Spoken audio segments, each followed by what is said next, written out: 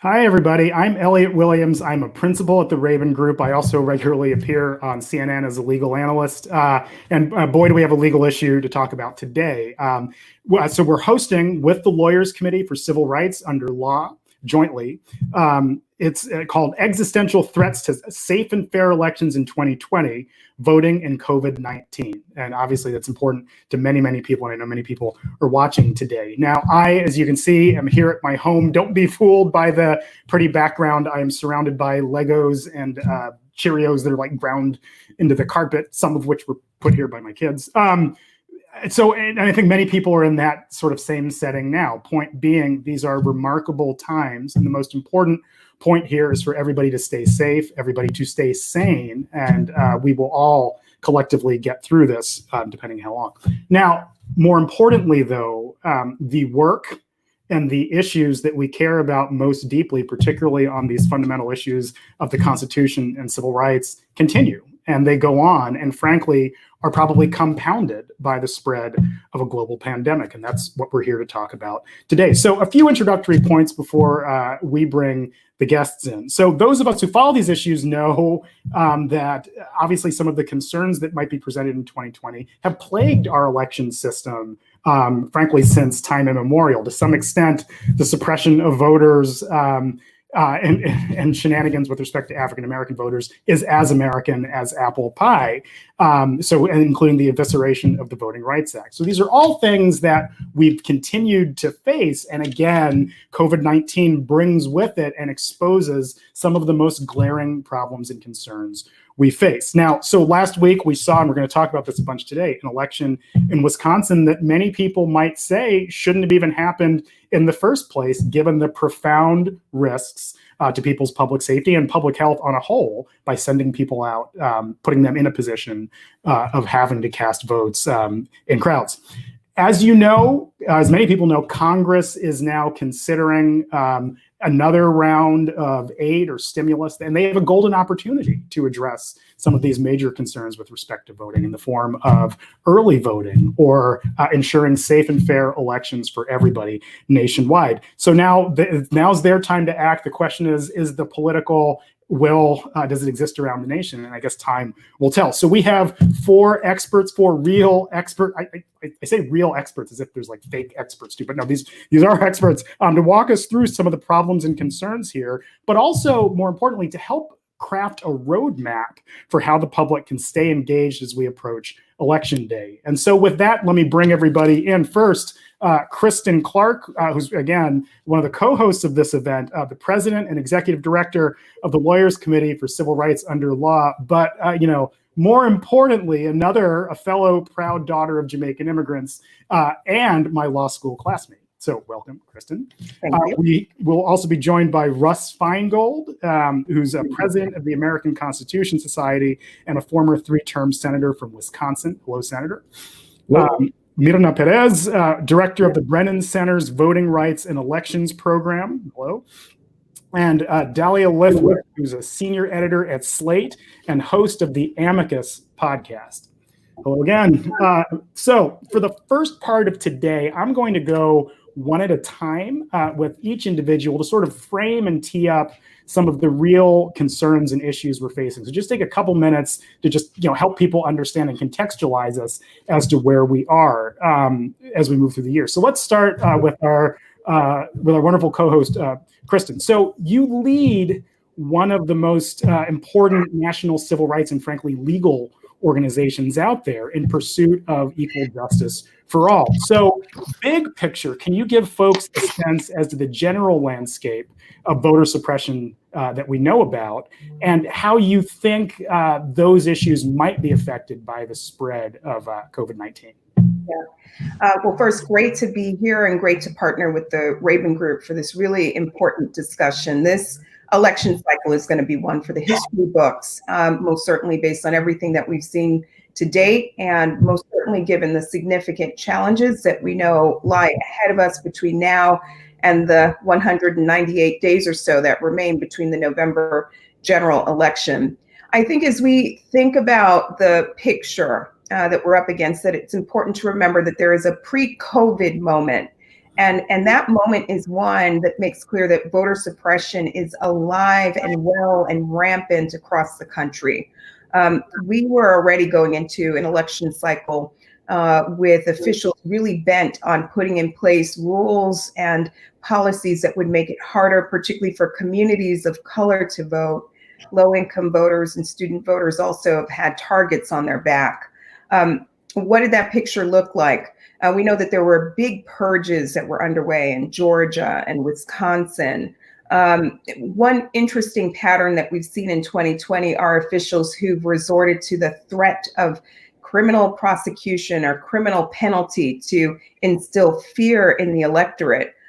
We've seen that with some of the high-profile prosecutions of African Americans in places like Texas and North Carolina, people who were being prosecuted for allegedly trying to vote even though they were ineligible. We also saw it in Tennessee when state lawmakers adopted a Jim Crow type of law that would impose criminal penalties and fines on groups that are engaged in voter registration activity. We were able to beat back that law through the courts. The governor actually saw the writing on the wall and signed a law that takes those criminal provisions off the books so that people can go out and register as they were previously. But the kind of threat of criminal prosecution, voter purges, voter ID laws were all things that we were contending with before COVID hit. And now COVID hit, and it's really just exacerbated the problems and barriers that voters face. We saw the impact of coronavirus from the very start of the election cycle. Older poll workers who were very fearful and were calling out from work in Texas, resulting in long lines.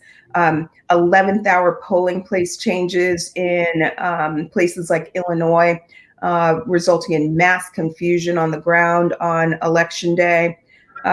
This is a moment that requires that we really find the political will to lift the significant barriers that voters are up against. Looking forward to this discussion, one in which we'll talk about some ways to open up access on election day.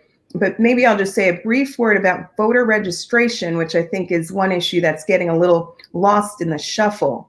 Right now, so many of us are at home. And we're complying with our state orders that say to stay home. But what that means is that people are not able to go out to their DMV and their social service agency where they would get that opportunity to register. What that means is that churches are not holding service and activating their congregants.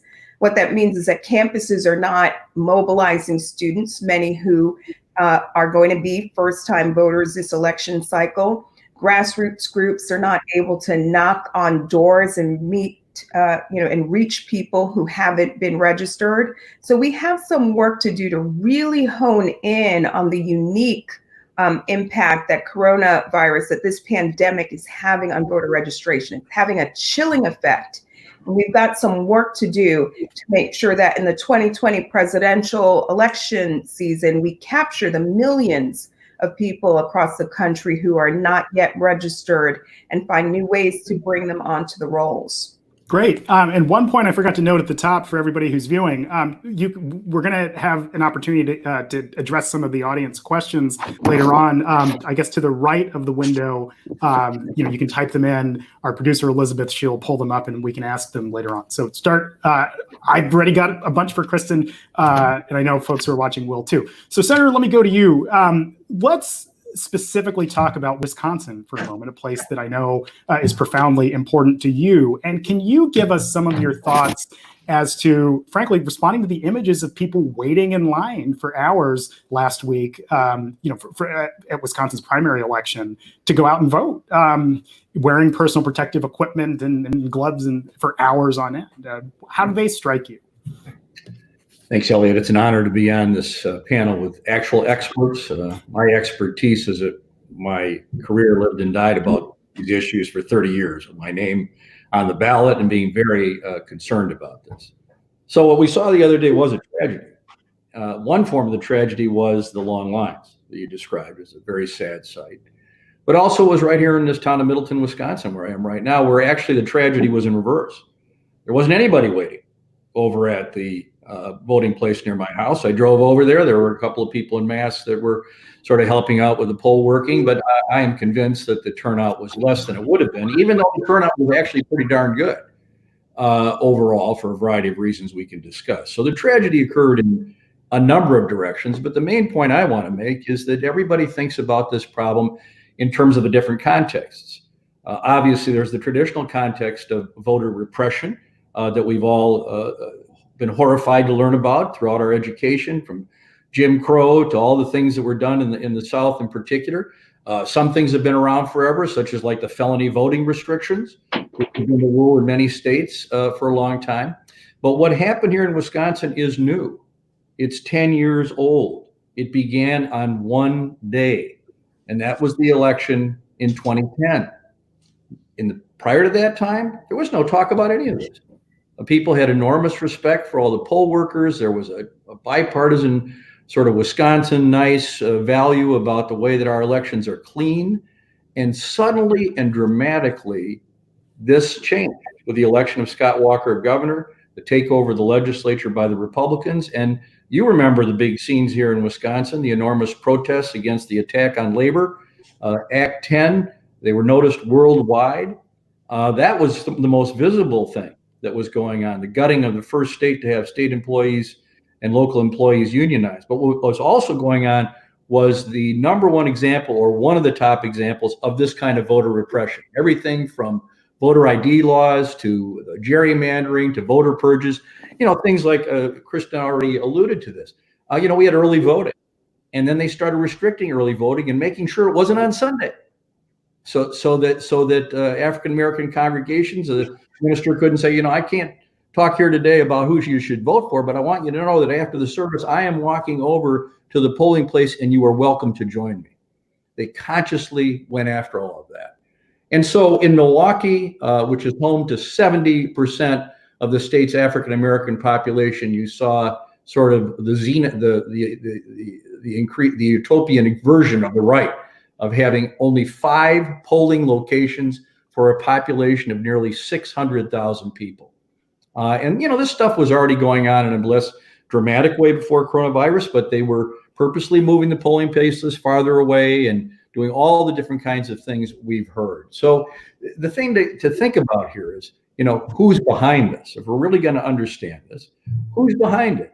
What is this new sort of national version? And of course, it's not going to be focused necessarily in places that are clearly going to be Republican, or even places that are clearly going to be Democrat. It is particularly focused on places that are gettable, that are swing states, places like Wisconsin and Michigan and Pennsylvania. So that's one of the things people need to be on the lookout for. But the last thing I want to say without taking too much time is this incredible attack on our democracy and our voting system preceded Donald Trump, and it will be after Donald Trump. And anybody thinks forgets that this is about the Trump regime. This is a much more fundamental attempt by the powerful interests in this country on the right to destroy our election system so they can keep their power. And I think it's just important to remember that winning the election in November doesn't mean that somehow this ends. This is a long-term agenda of the right, and we have to be ready to fight it. Great. Thanks a lot. So Myrna, the Brennan Center, I know you all put out this amazing report very recently within the last couple of weeks on how to protect the 2020 election from COVID-19. And I know you laid out a bunch of holistic solutions for really making sure that the election is safe and fair. Can you just walk us through some of the findings that you all had? Sure. The coronavirus has disrupted every aspect of American life. And we cannot reasonably expect our elections to be different. And I think the thing that we as voters should be mindful of is that our communities are really, really different. And people are going to have different risk factors. People are going to have different accessibility issues. And so our politicians need to be giving us numerous options in order to be able to vote in a safe and healthy way. Some of what I hear is a narrowing of options, which is actually the wrong public policy thing to do when we're facing a crisis like the one we have now, because people are going to need to take different steps in order to keep themselves and their families safe in these crises. So we have looked at the election administration system in a holistic way and identified different buckets of work that we are hoping that listeners like those members of the audience here and other advocates will be pushing for in order to make sure that every person in their community can vote. The first is healthy polling places. Certainly, there are going to be a need for in-person polling place options. And I think we're going to discuss precisely why that might be the case a little bit later in this conversation. But the reality is that there are going to be communities that cannot rely on the mail. There are going to be people that need the kind of in-person services that happen at polling places.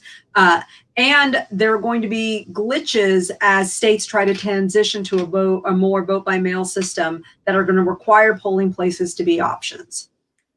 Related to that, we need to expand early in-person options because we do not want people descending upon a polling site on election day when we are all experiencing instructions saying that we need to be between 6 and 8 feet away from each other. We need to be able to have the space to work. People need to have the ability to be able to wait with appropriate distances between each other. And part of that is going to require spreading out and smoothing out when people go and vote in person. A very important component is giving every eligible voter in this country the option to vote by mail. Not everyone is going to take advantage of this option, but it is critically important that those who feel like the safest way to be able to cast a ballot will be from their home have the opportunity to do so. People should not be forced to choose between their safety and their health and their fundamental right to vote. And vote by mail is a critical piece to trying to allow people to both be able to cast a ballot that'll count and make sure that they are not violating shelter-at-home instructions or they're not exposing themselves. Another important bucket is voter registration for exactly the reason that my friend Kristen mentioned. At this point in time, people would be getting asked by enterprising teenagers in bright t-shirts on the streets, do you want to register to vote? People would be passing around registration applications at fairs and concerts, especially as we go into summer. And all of that is coming to a grinding standstill. Most people in this country get registered to vote by walking into their motor vehicles offices, but these offices are closed. This is a very critical moment in time for our country, and we need the benefit and expertise and experience of all Americans in order to be able to guide ourselves through this crisis.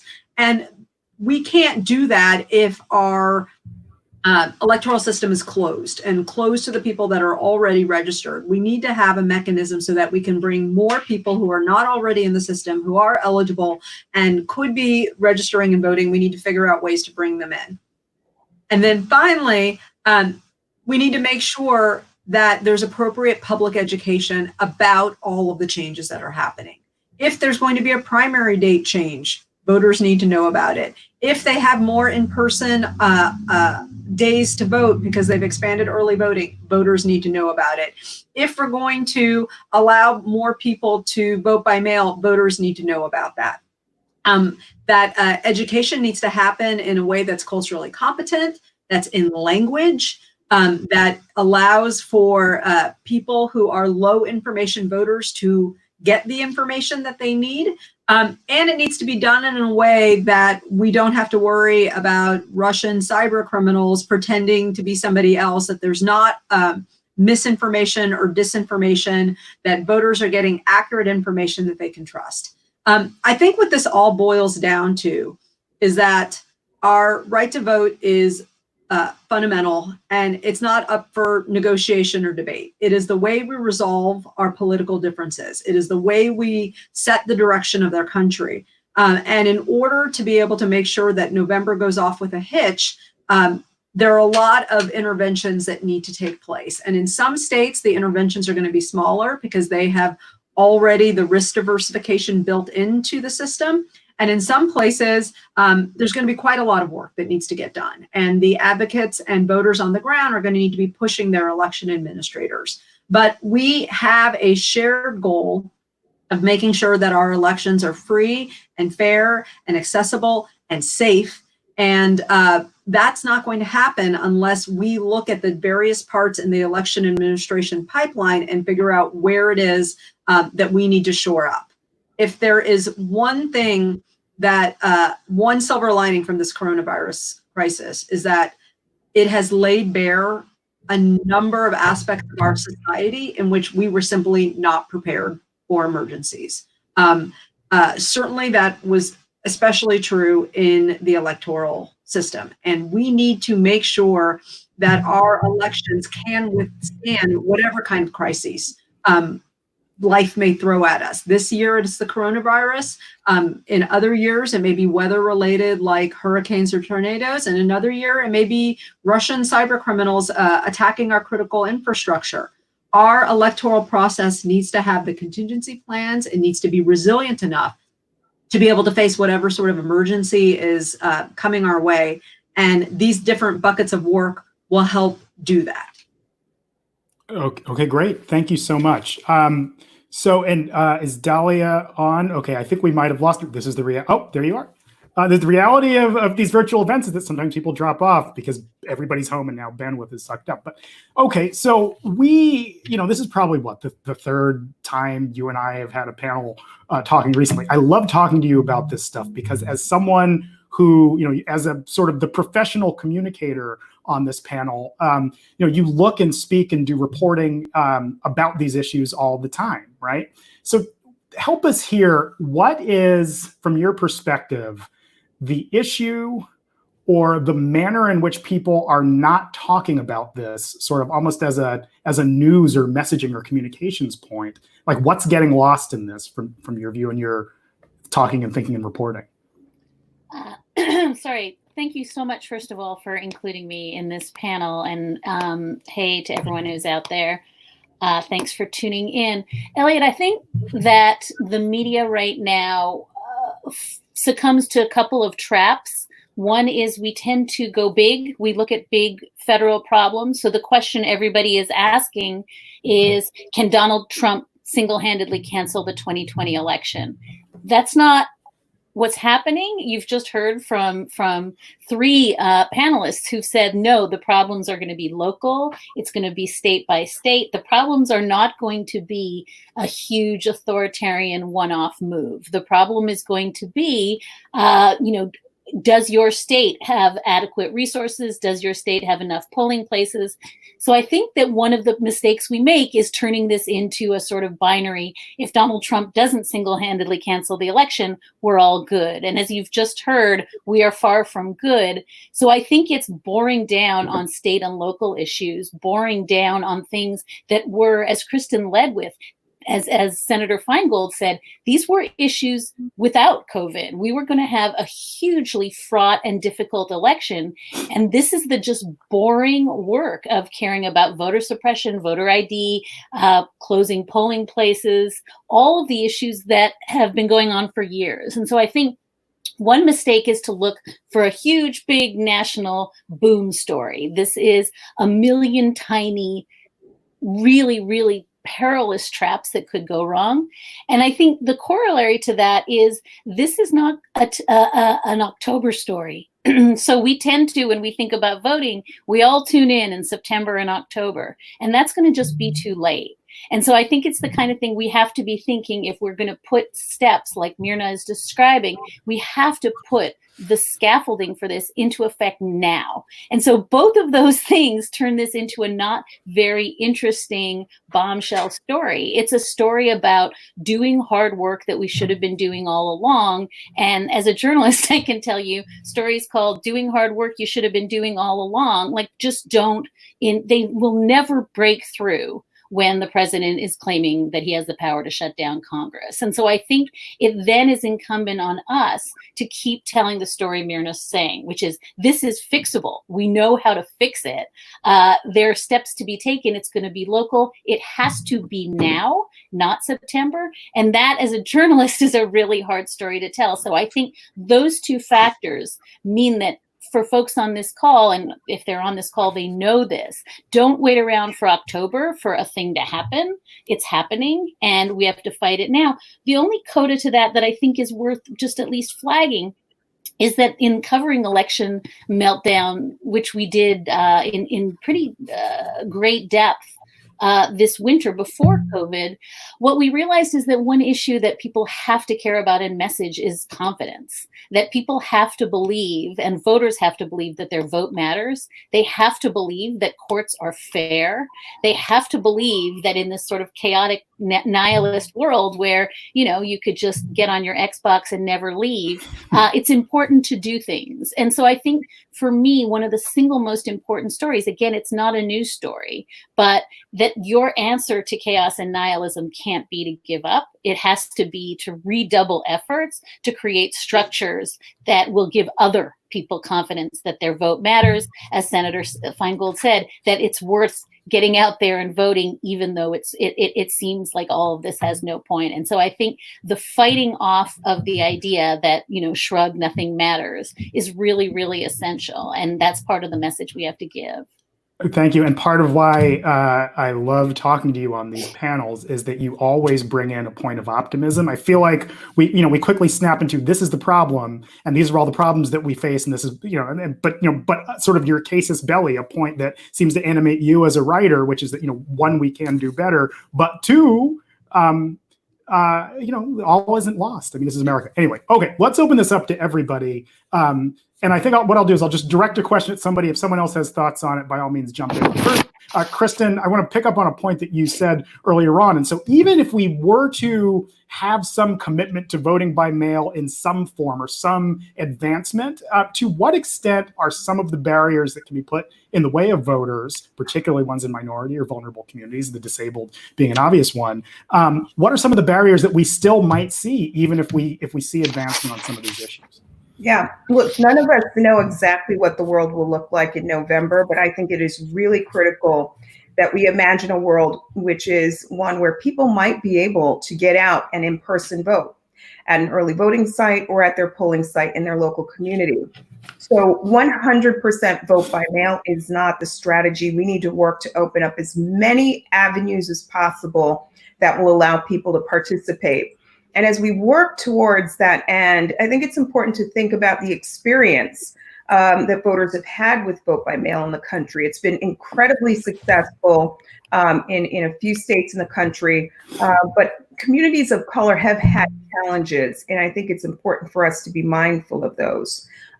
In Gwinnett County, Georgia, we brought a suit during the 2018 midterm election cycle. Officials were rejecting ballots cast by eligible voters in extraordinary numbers. We went, we looked, and the rejection rate for Black voters was 3 times that of white voters. And officials were resorting to tactics like so-called signature match verification to reject ballots. They would reject ballots if some voters put 2 years of their birth date and not the full 4 digits. So discrimination can be rife if we don't police how mail voting, absentee voting gets implemented and carried out. I also think about the experience of Native American voters. San Juan County, Utah, a few years ago went 100% vote by mail, and they didn't think about the unique language needs of Navajo-speaking voters, many of whom require oral assistance in order to cast a meaningful ballot. And we were able to get polling sites put in to their community so that they could have an effective means of casting a vote. It doesn't mean scrap vote by mail. It just means that we need to have as many avenues open as possible. And, for some African-American voters, not all, the experience of voting in person at your early voting site or at your local site in your community is really important and valuable. I think about what happened in Wisconsin. Those voters in Milwaukee are my heroes. Those voters who braved lines that were hours long, that stretched for blocks, and endured what seemed impossible are really, I think emblematic of, the kind of work and energy that a lot of voters are willing to put in to cast their ballot in person on election day. At the same time that I lift them up, I also know that that is an indefensible, scenario that played out in Milwaukee that we do not want to see in November. So now is the moment to really take a step back and think, how can we use this COVID moment to build kind of broader, bipartisan, multiracial coalitions around some of the reforms needed to really achieve access. COVID is impacting everybody. In some communities, we're seeing starker impacts on African Americans and people of color. But the reality is this is a tragedy gripping the nation. And it is a moment where, we should say, let's lift all of these ridiculous barriers that we impose on people who want to vote absentee. Let's get rid of this witness requirement. Let's get rid of this so-called signature match verification process. Let's put postage on the envelope. Let's send the applications out to everybody. Let's make it as easy as possible at a time when the country really is gripped with a pandemic that's testing us in ways that we could never imagine. I want to just wrap up by noting what's happening in Texas right now. There is a battle happening between Texas officials who have always been hell-bent on promoting voter suppression and the courts. There are groups that are saying that, let's lift some of the restrictions on who can cast an absentee ballot and allow people who are fearful of going out to vote the opportunity to, because of COVID, the opportunity to get an absentee ballot. And they're using a provision that allows people who have a disability to basically get access to an absentee ballot. State officials are interpreting that very, very literally and saying you have to have a physical disability, otherwise you can't get access to the ballot. And that is just wrong. And I think foreshadows some of the ugly battles that are likely to play out between now and November.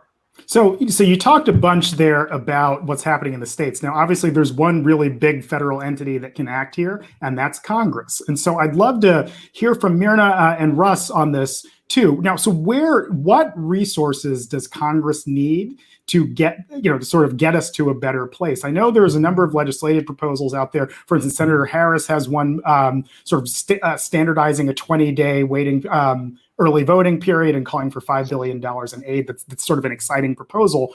But that's just one of I think many. What does Congress need? And what ought Congress to be doing here? So Myrna, why don't you start, and then Senator after that, I'd love to hear from you. The single most impactful thing that audience members could do is to pressure their Congress members to get resources to the states. Mm-hmm. The local election administrators, state election administrators are being asked to make a number of changes, including the ones we've talked about here, like expanding early in-person voting, making sure that mail balloting can be done at no cost, expanding who can use it, buying poll workers PPEs, a lot of those kinds of things. And that all takes money, and planning how to do it right also takes resources, because it takes staffing and bodies and poll workers, and all of those things can be addressed a lot more efficiently and a lot more securely if we actually get funding. And there are a number of different vehicles that folks are talking about. But what I think the audience can do is to call their Congress member and say that they want, at least $4 billion going to the states to protect our elections in November and to protect our elections that are coming up in the summer. Our elections are too critical to underfund them, and they have been chronically underfunded. And so this is not even thinking about forward advancement and how we can make this better for the future. This is dealing with the crisis we have in front of us, and Congress needs to get to work and to do that. Great. And Senator, anything further on that? This is, of course, what should be done. The money is needed and should go through, but you have a Senate and a president who don't want that to happen. They are against this. They are against fixing this. And so the only way you're going to get it is probably with some kind of a coronavirus mega bill where the Democrats have to say, look, we're not signing on to this unless you do this. And so that might, maybe it's because the small business fund has run out, or maybe they want more tax cuts for the rich, or whatever it is. Unless I'm missing something, there's no context here where all of a sudden they're going to give $5 billion to make elections work because they don't want them to work. Now, having said that, I want to just raise one other caution, which none of you are proposing this, but a lot of the talk was, why don't we have internet voting? Well, I'll tell you, let's be awful careful about that. Thank God you're talking about vote by mail.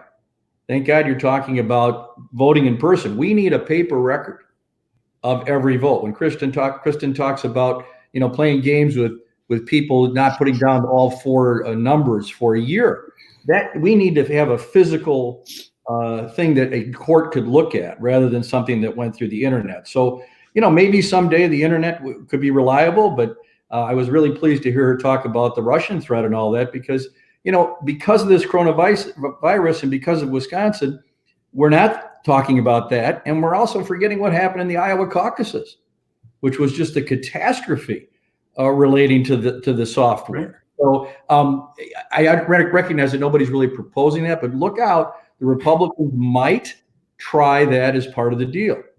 Let me stay on you. Oh, sorry. Paper record is everything. Let me stay with you for one quick second. I know you're now the head of a wonderful organization that is connected to communities of lawyers all around the country. Do you have any thoughts on how to best mobilize either that network or, frankly, even smaller, many people listening, work in communities that have active organizations and so on. But, any thoughts on that?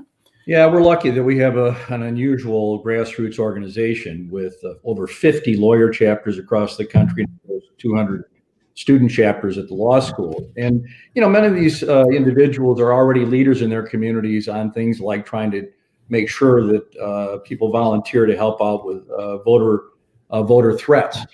We actually are part of the 866 Our Vote Election Protection Coalition led by the Lawyers Committee.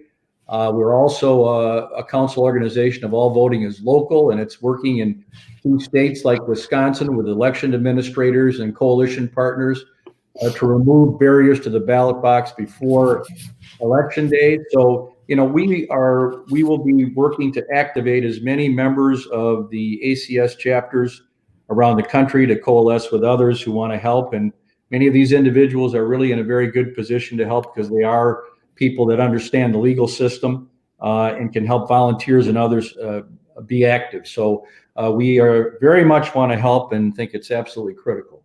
Okay, so here's a question. I don't see Myrna on my screen. She may have dropped. Oh, there you go. Sorry, small child. I know. I know well with the small children.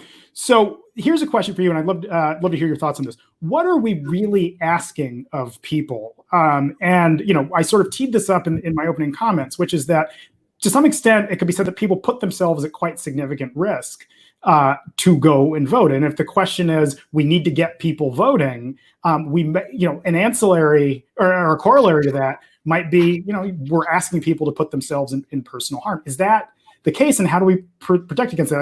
And I saw Dahlia nodding too. If you've got thoughts here after she goes, I'd love to hear from you as well. So I'm a civil rights lawyer, which means I engage in the magical thinking that if I work long enough and hard enough, eventually we can bend the moral arc of the universe closer to justice. And I refuse to believe that with all of American know-how and resources and might, that we cannot make in-person polling options safe and secure for people. In fact, we already know a lot of best practices with respect to things like social distancing, with respect to washing our hands, with respect to wiping down equipment.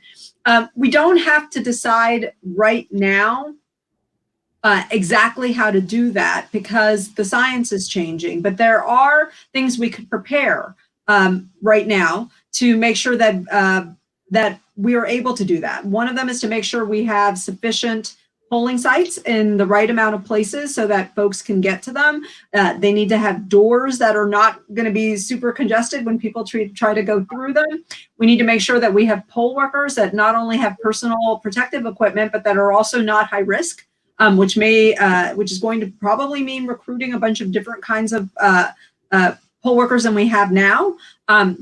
It's going to mean educating voters about how far apart they're supposed to be standing from each other. It's going to be requiring staff in order to to monitor that people are following those physical proximity rules. We're certainly going to know a lot more in November. And what we don't want is for people to say that because it's going to be hard, we're going to shut down in-person options. If you could put on the screen the slide that I gave about polling places, I'd want the audience to really appreciate the fact that we are very much going to need in-person options. We need that because there are some communities who cannot reliably depend upon their mail. We need in-person polling place options because there are going to be glitches if we try to scale out a vote by mail system that is accessible to everyone. There are a handful of states that already let all of their voters vote by mail and are used to that kind of load and processing those kinds of requests, but not every state has that capacity right now. And there are going to be things going wrong, like people mailing them too late or getting the ballots too late or not understanding the rules. We have voters that are going to have visual or physical impairments and are going to want the kind of technology that you need in polling places in order to be able to vote. And right now, we don't have a good system for them getting it out, except for through the polling place options. We also have people that may have language or translation needs, which again, they're better apt to get at a polling place. And finally, some states allow people to register on election day. And we need polling places in order to be able to do that. So one of the things that we need our political leaders to come together and do is provide the resources, talk to the public health professionals, talk to their communities, and figure out how we get safe, sanitary, in-person voting options. We are the strongest country in the world. This is something that we can do. We just need to have the political will and political muscle and the personal commitment to the idea that a free and safe and fair ballot is a value that we're willing to fight for. Great.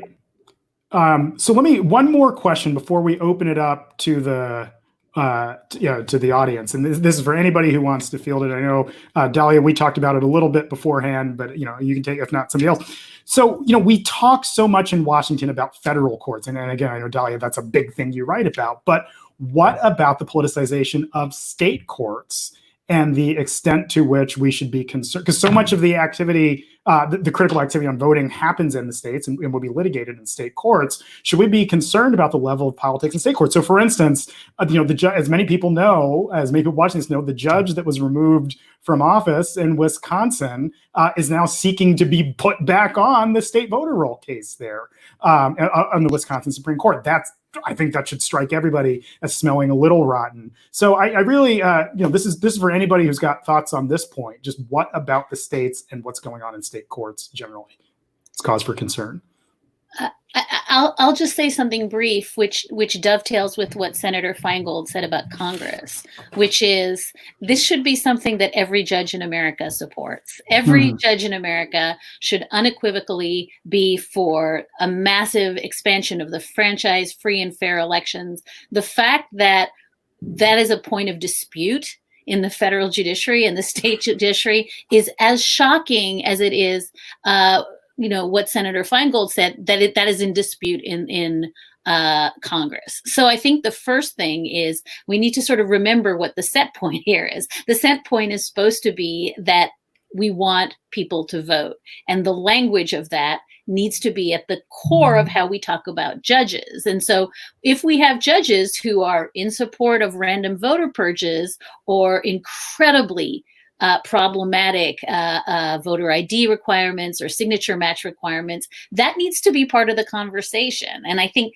part of that, Elliot, requires, doing away with the myth of voter fraud, the myth that there is, busloads of people who are being, brought in from foreign countries to do in-person voting fraud. That has been, a myth that has undergirded vote suppression efforts. Again, this far predates COVID. And so I think that we have to really think about, it's interesting when I interviewed Mark Elias for the podcast last week, who represented the DNC in the Wisconsin case, he just said, and I think this is so important, he said, do we really want, in an election year in which we know passions are running high and there's going to be a lot of judicial activity around voting, do we really want a case that was titled Republican National Committee versus Democratic National Committee to be the case in which conservative justices all lined up to support the RNC's effort to restrict voting rights? And I use that as an example of,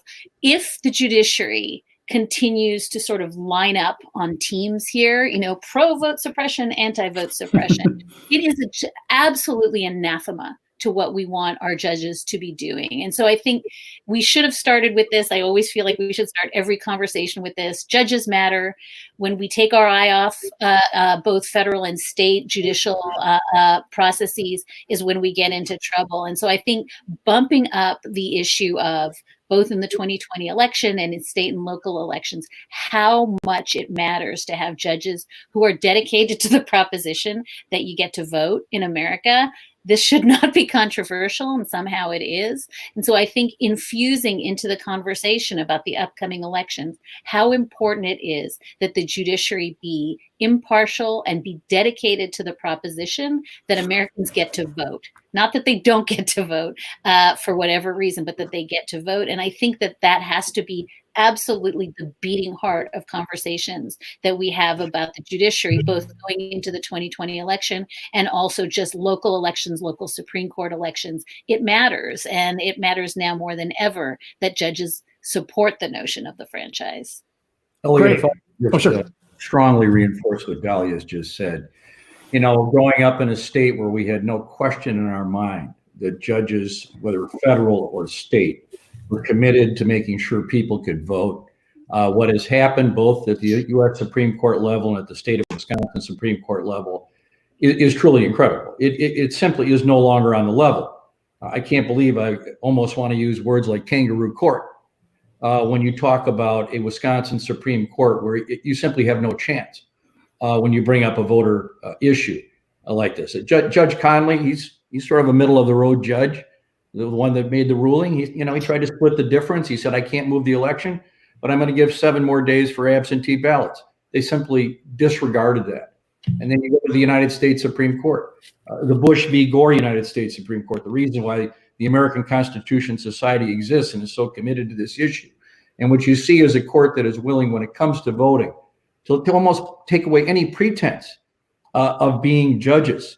Of doing what they did with regard to Judge Conley's decision, of doing what they did to the Voting Rights Act. So this is really where the system is so frighteningly biased now that it's hard for people to take it seriously at the judicial level. So I'll do the optimistic thing too, Elliot, if I have 1 more minute. What's optimistic? Well, if you change the personnel on the courts, that helps. And what did Wisconsin do last week? They tried to scare people away from voting. And not only did Judge Kowalski win overwhelmingly, but actually, despite all of this, the voter turnout was higher than it's been in this kind of election at any time since 2016. Oh wow! And the absentee ballots were something like 85%, and I think the norm is about 12 or 13%. So we're 1 vote away from a taking away the illegitimacy of the Wisconsin Supreme Court that is doing this. So that's good. No, fair. Thank you so much. Okay. I made the horrible mistake a second ago of looking at the live comments tab here because people are blowing us up because a lot of people have, it's a very active, engaged crowd with some interesting questions. So why don't we let's take a few minutes and hear what folks are curious about who are watching. So maybe we can pop one up on the screen. Yeah, so Maria Price says, what pieces of legislation at the federal level should we be advocating for? Will the funds in CARES actually make a difference during the 2020 election? Anybody got a thought on that? So I'll jump in on this one. I think there are a few bills. Senator Klobuchar has been leading the charge. We saw a bill dropped yesterday from Senator Harris. It's great to see members of Congress really prioritizing the need to give states the funding necessary to institute some of these new reforms that we've been talking about. If we want states to, for example, put postage on that absentee ballot envelope, and I know that that came up in the comments, it's helpful if we can subsidize that at the federal level. However, I am really concerned about the lack of oversight and accountability.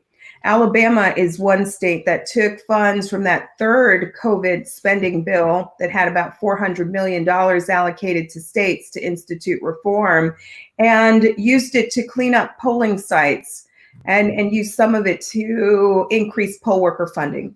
Important, but those are baby steps. Those are baby steps in terms of the real robust reforms that are really necessary to ensure that people across that state have real access this cycle. Pennsylvania, Ohio, Rhode Island, Tennessee, Connecticut, and Alabama have all openly declared that we're going to use these election funds for what we want to use them for, and we're going to use them to fight back against COVID-19. COVID-19 is a crisis, but Congress specifically set this pot of money aside to deal with the very real issues that are a grave threat to democracy right now, to put in place election reform. So as we do more work on these bills, one, I think we need to build in some accountability mechanisms and let states know if you take $1 of this money, you have to use it for its intended purpose.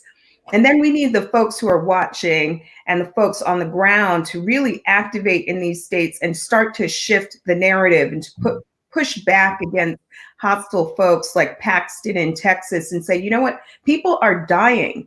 People are suffering and sick. And right now it's time to put the politics aside and do the hard work necessary to make sure that everyone can have voice, regardless of whether they are Black, brown, or white, regardless of whether they are Republican or Democrat.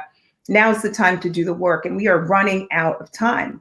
And Myrna, I assume you, on that funding point, have strong views. And if you want to, one of the things we've mentioned a lot about Wisconsin, and Kristen is exactly right. There was something both horrifying at seeing people in homemade PPEs standing and waiting in line to vote, but beautiful and inspiring, and that people were willing in the middle of a pandemic to go out and exercise their right to vote. And what I hope is the message that politicians are hearing loud and clear is that voters care about voting and they care about their right to vote.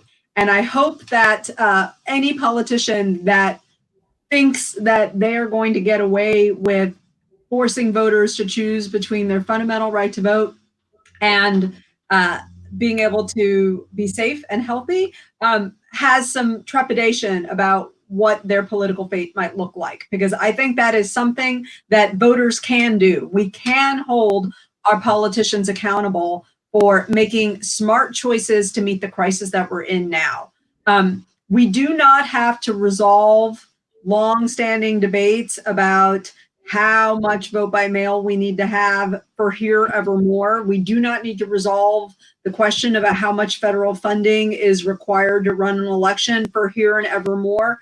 But we do need the politicians to sit down and figure out how we're going to deal with the crisis that is right in front of us, that is barreling down on us in November, and to look at what lessons we can learn from that and how that will inform how we do things in the future. But this is something that every single person listening needs to get engaged on. They need to hold their political leaders accountable at the state and federal level. And right now it needs to be primarily at the federal level to be able to be part of the solution in all of this. Excellent. Thanks so much. Okay, let's get another question up.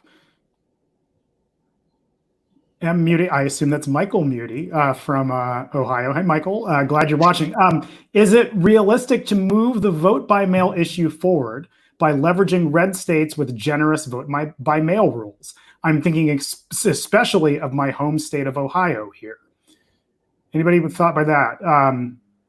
Red states and generous vote by mail rules. I would say that we are. I mean, for all that we're hearing from certain quarters of opposition to vote by mail, there are plenty of Republicans that know from their own experiences that their voters like it and that it can be done securely and safely. It's very frustrating to hear people talk about vote by mail as if it was this like brand new thing that no one had ever thought of or no one had any experience with it. That's not the case. There are a number of states that already use it a lot. And then there are a number of states that let anybody who want to use it already.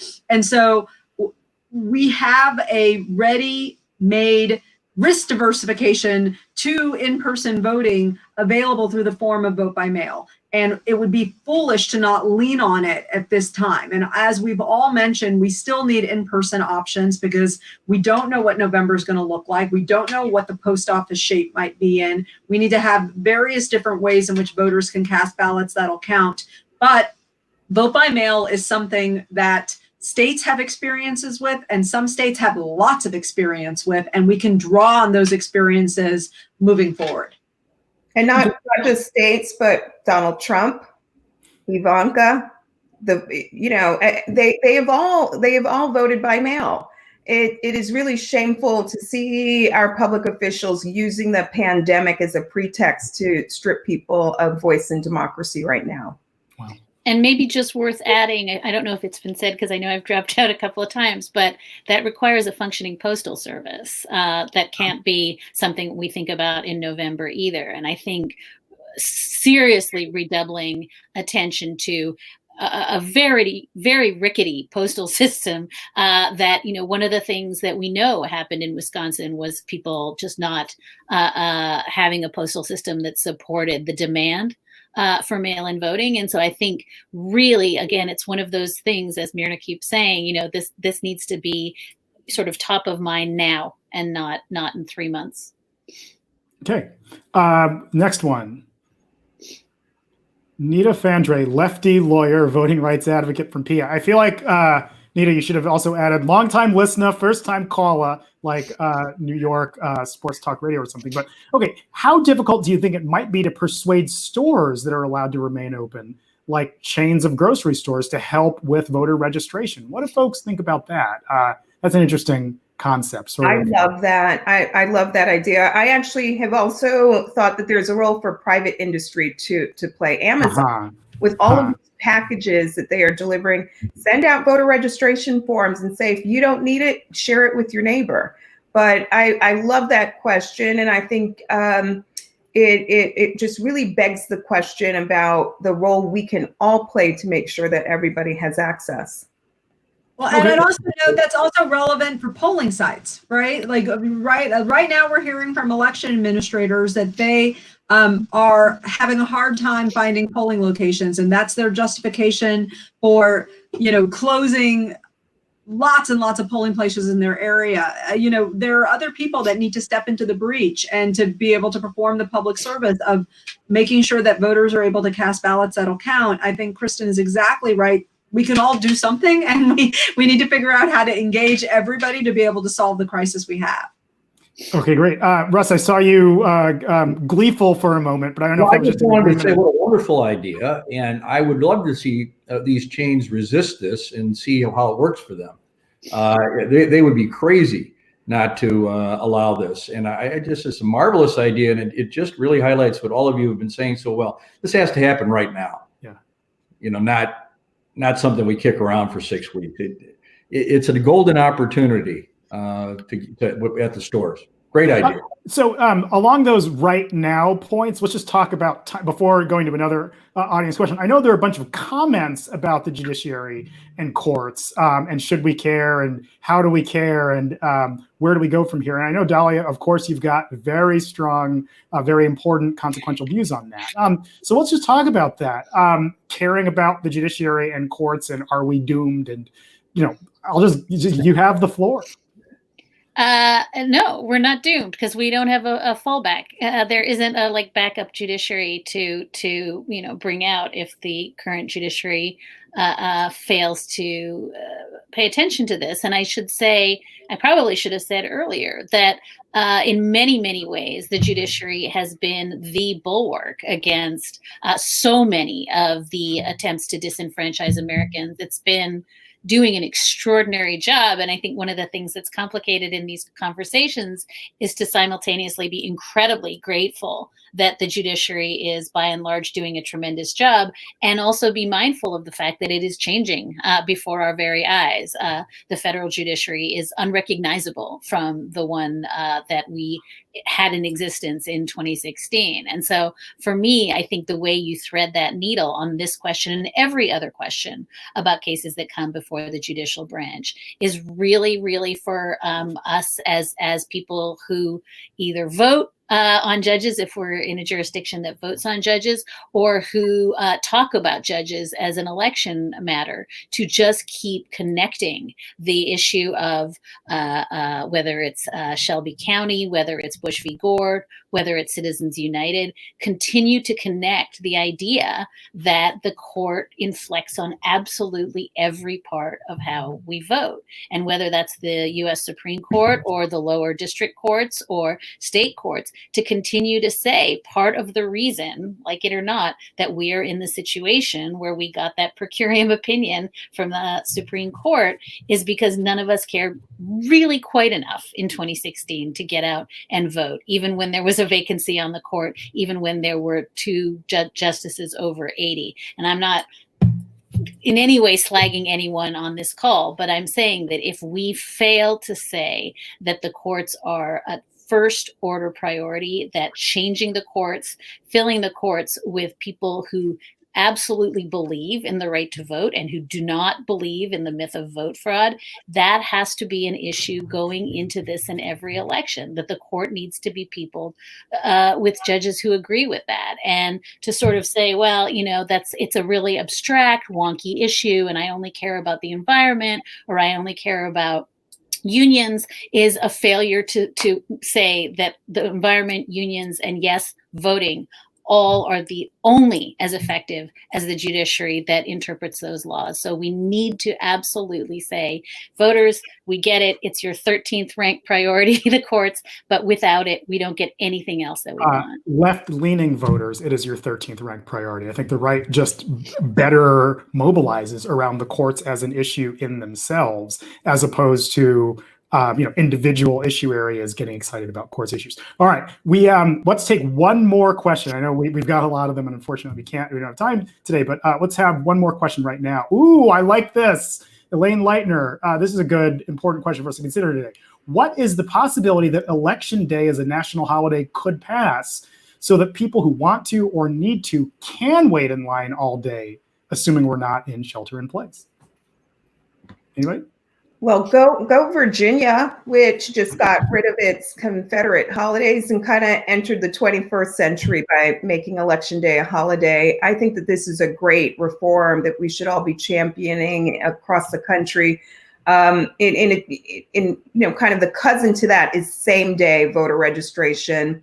I know a few of the questions that have popped up have been about online voter registration, which is in place in roughly 40 states. In many places, people just may not know about it, though. And then there's the digital divide. But, whether it is voter education, whether it is same-day voter registration, making Election Day a holiday, there are a whole host of reforms that we can be pushing and championing to open up access to democracy right now.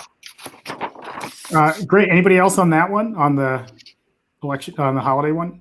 Although she summed it up. Like it's a beautiful idea in Virginia. Okay, I'm seeing nodding in agreement. So let's do, sad trombone. Let's do a lightning round here. So maybe take a minute.